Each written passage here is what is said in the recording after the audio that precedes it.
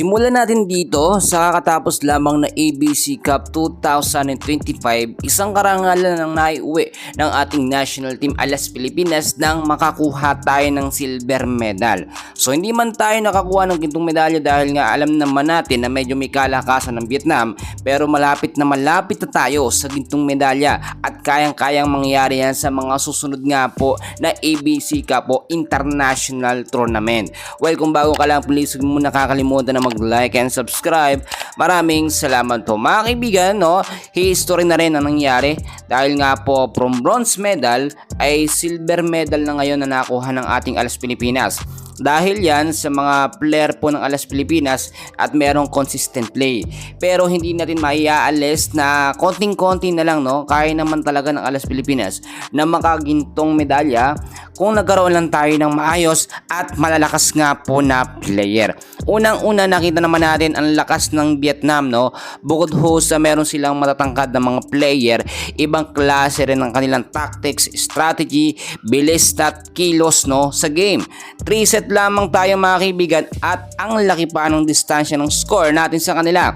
Ngayon mga kaibigan ko, marami nagsasabi, no, kung naisama lang daw po sana sa lineup ang ilang matatangkad na volleyball player natin tulad na lamang po ni Jaja Santiago mga kaibigan, no, at ang iba pang mga player na alam naman natin na gamit sa Alas Pilipinas, mas may assurance tayo na mananalo. So sino-sino ba yun mga kaibigan? Jaja Santiago, sinabi ko na. Si Alohi Robinson, pwede rin yan.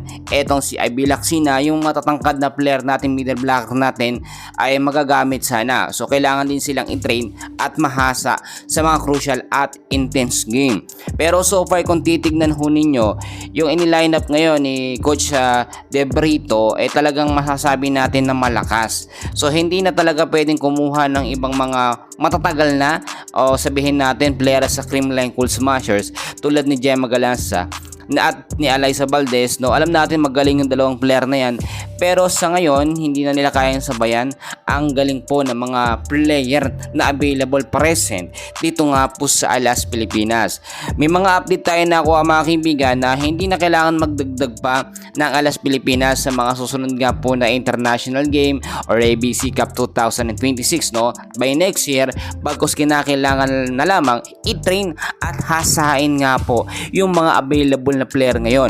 Magdadagdag na lang dapat o magdagdag na lang dapat ang Alas Pilipinas ng matatangkad na player, no, or mga middle blocker, legit middle blocker na kung saan nga po i-dedepensa sa malakas na palo nga po ng kalaban, especially kung makaharap ulit natin soon ang kupunan ng Vietnam at yung mga matatangkad at malalakas pa na mga team sa mga susunod nga po na mga international game. Magkagayon man, isa na tong history na nakuha tayo ng silver medal, no? Hindi man gold, pero sa mga susunod makukuha na natin yan. So mga kaibigan, may update tayo muli mamaya, and please huwag nyo kakalimutan na mag-like and subscribe. Maraming salamat po.